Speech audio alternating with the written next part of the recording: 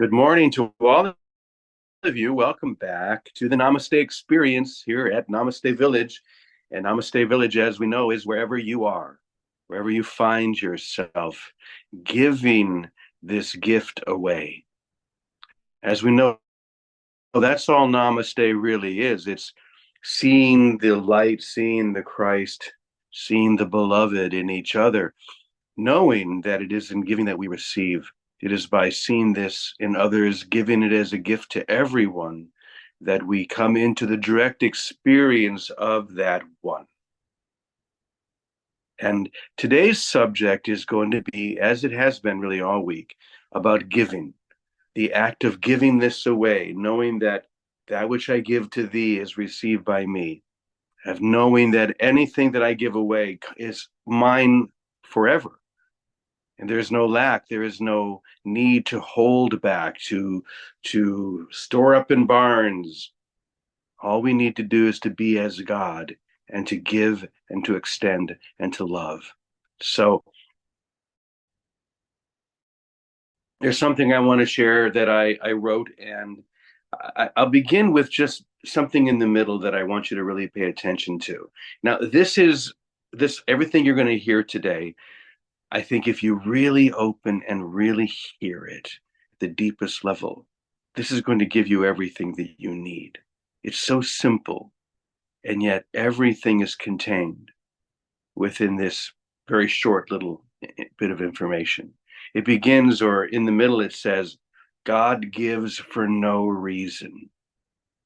There's no reason, as we think of reasons, for God's giving. There's no reason for God giving other than the act of giving itself. In other words, that which is all giving gives all. So you're going to hear this in the middle of what I'm going to share, but I wanted to illustrate that from the very beginning, especially this line, that which is all giving gives all. And when we come into that same place of giving all, we realize the all giving within us. And as we said, that we're only giving to ourselves. So let me go ahead and go through this very slowly. And I just invite you to open wide and to receive. I don't care what you do. If you love to give, you'll find yourself in heaven. It's really that simple. If you believe that you're alive in order to retain your self-concept or your identity, you'll find yourself in hell, regardless of what you choose to retain. That's interesting. It doesn't matter what you choose to retain, what you choose to hold on to. Any need that I'm trying to hold on to, any desire that I'm trying to retain, as we're hearing here, keeps us locked in hell, as opposed to the all giving, which reveals heaven all around us. So there's no in between here, there's no compromise. Just don't be concerned about the manner or the method of your giving. Don't be concerned about the manner, which is nothing more than the exchange of nothing for nothing. When we're trying to hold on to or to retain, we're trying to exchange. There's always an exchange going on. I'm going to give you nothing, and I want you to give me nothing in return. And this is the insanity of the ego, nothing for nothing. And yet we somehow believe or have convinced ourselves that it's something, that the nothing that we're giving away, the nothing we're receiving is something of value, something that we really want. But the only thing that we could ever truly give or receive is that which we become the source of, that which we give away. Because in this, we become as God. We begin to act as the divine, as God in the world. Okay. You're here to learn that there's nothing more spiritual than giving, especially when you make the decision to give everything to everything. A Course in Miracles says to give all to all, or to give all the, or to give all to have all. Sorry, to give all in order to have all. How simple. It's as simple as realizing that if you give for no reason, here we go, then you will be as God. And that may be a very hard one for us to get, but it's essential that you understand this if you want to be as Christ in the world. God gives for no reason. There it is. There's no reason for God's giving other than the act of giving itself. In other words, that which is all giving gives all. So this would have to be true because you are what giving is. You are what giving actually is. You are the result of this divine giving. And when you step into that same action or that same act, then you become the extension of the love and the loveliness of God. You become the Christ. Okay, once again, this would have to be true because you are what giving is. Once again, you are what giving is, and your need or your desire to retain or to hold back, that's what retain is, to retain rather than give is the proclamation of lack, which is what hell is, the proclamation of lack. The idea that you could lack anything proclaims that your limited nature is that rather your unlimited nature is somehow limited. The idea that you could lack anything proclaims that your unlimited nature is somehow limited. And now, in this very moment, you're being asked to surrender that idea completely in favor of the experience of wholeness that knows no lack, only eternal supply. Then you come to the final expression of the experience that you've been seeking for what seems to be a very long time. Eternal supply is eternal. This is the whole experience right there. Eternal supply is eternal. So you don't need to hold anything back. You don't need to retain. You don't need to store up in barns. You don't need to do anything but be part of that eternal giving. You lack nothing because you are everything. Give up trying to understand that with your mind because the mind that you're using was made to not understand that. But you, the you that is known and loved by what you sometimes call God, understands this perfectly well. Simply because perfection always understands perfection. Love always understands love. Divinity always understands divinity. And you are all of that. They're all the same thing, love, divinity, grace. But we have to give it away. We have to become the source of that which has sourced us, because then we come into a direct action of God's divine giving. We find ourselves in an experience that is wholly beyond our understanding, and yet that which understands us perfectly well. So this is what we've been talking about all week in my experience of just trying to be out in not in some grandiose way, not trying to distribute hundreds of meals or find every homeless person on the streets of Portland, just 10 or 12, and feed them, give them something to eat, something to drink. Usually the surprise on their faces when someone shows up at their tent and hands them a big bag of food or a cup of coffee, the surprise on their faces when someone is simply there to love them. That's everything.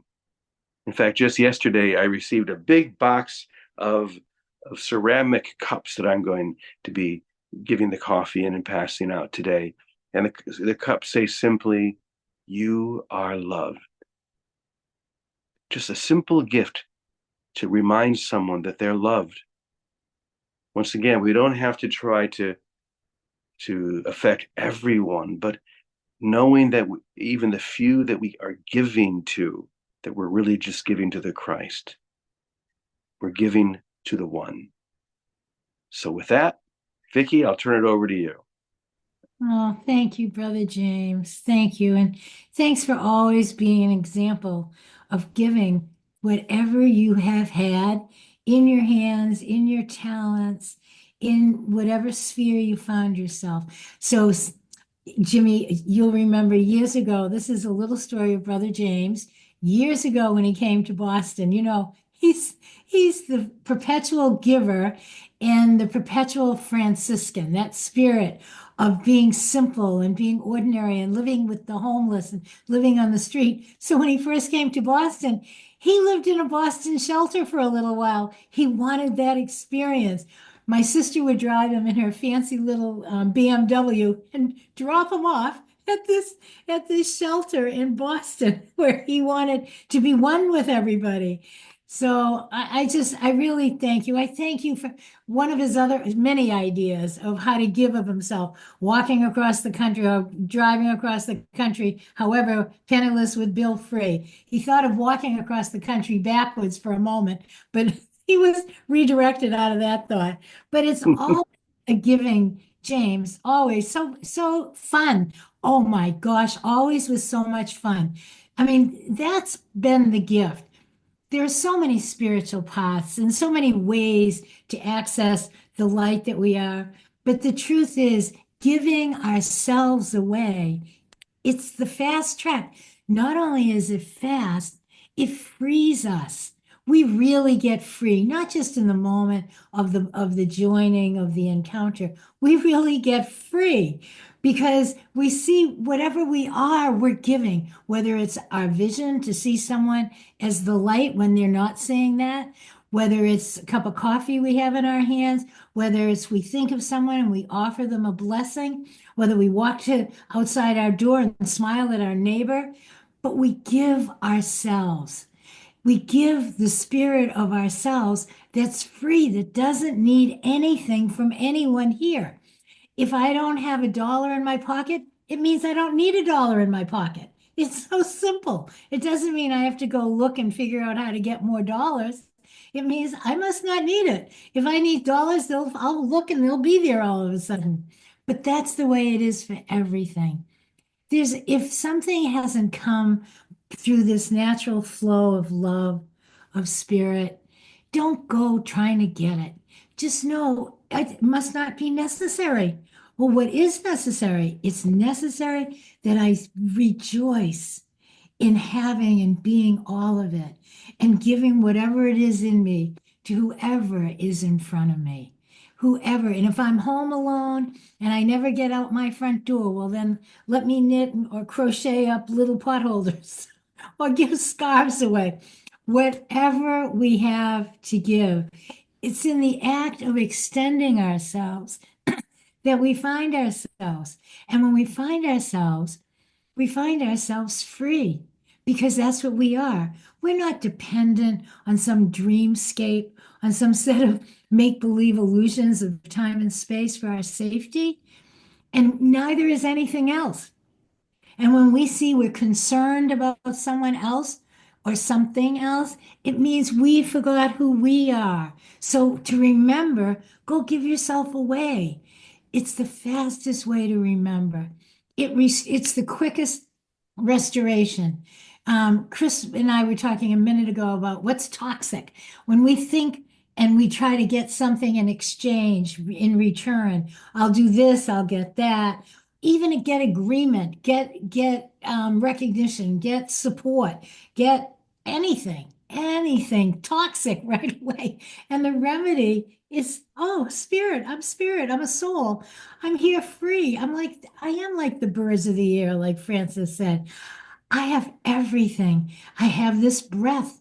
This breath will breathe a breath of appreciation for the tree in front of me, for the love that is filling this breath. It's very simple and it's a choice. It's a choice and it's a choice that's a way of life. And it's so easy though when we forget, so we just return to it. We return to giving of what we are, just being with one another for no reason. It's different than when you go see someone because they have something to give you, they're going to help you with this, you're going to do this project together, that but the truth is, the greatest joy is being together for no reason. No reason, nothing, just hanging. That's why I used to like to play dominoes with anyone at the table or cards. It's just be together for no reason. It becomes so much fun. It's how we're meant to be. We get childlike because it's effortless and because it's easy. And we're here to let it be easy. If grace is a way that's an option, don't we want to take it? Grace is the option. Let's take it. As soon as we're striving or efforting or overly concerned, it's a signal that we've lost ourselves. We've gotten toxic again. We've lost our mind. Whoops, quick. I better go love somebody. And if I don't love someone, I'll pick up my glass of water and I'll bless it. Thank you for being a water in a cup that I can drink. That's really fun and I like the color and thank you for being my cup. It's with everything. There's no lack of opportunities to give of ourselves. It gives us freedom. It brings in nothing but appreciation. And if someone gives you something back, it's like, oh my gosh, it's like a bounty of love showering you. But it's not necessary. What's necessary is just the giving. And that's not something you can read in a book. And we know that it's a way of life. And when you start doing it, it just takes you away. It is life by grace. Everything you need comes back to you, and what you don't need, it just isn't there. Not necessary to clutter up your life with. So, okay, Calico, your turn. Let's play. Take Oh it. yeah, this is so perfect for me, which it's not by chance. It's everything is a lesson I would learn. And I've really been in some deep contemplation yesterday over a situation that is a nothing situation. And I know it's a nothing situation, but it triggers me. And if it triggers me, there is a lesson for me to get with it. And that's where I have to go back to fucking basics, excuse me. And Jesus doesn't mind. Jesus is used to me swearing, but I have to get back to basics. And it's like, it's my lesson. There is no one else that needs to learn this. And then I get humbled enough. Like this morning, I started out like I do every day, setting up the day. Well, I got very specific today with my setup for the day. And I asked in specifics, this situation is going on. It's occupying my mind, which is driving me crazy. And I need to let it go. But I need to find out, why is it bugging me? And usually there's something in my past that's a trigger. And once I get to that, then I can see, oh, that's where I made this mean something back when I was 5 years old. Oh, right. I don't need to hang on to this anymore. And then I know I've broken through because then I start laughing at it. Whatever it is, I start laughing at it. And, in the Course, it says, after the last tear, there will be laughter. And that's it. Once I see the error in my thinking, I giggle. It's like, oh, Calico, you you sweet soul. Here you are again, pretending like this is real and making it mean something that says you don't have some. It's usually about scarcity or not enough, and it could be not enough love. It's like, and I have to just see, no, no, no, no. I'm all of it. I'm all of it. And there is the gift, complete gift.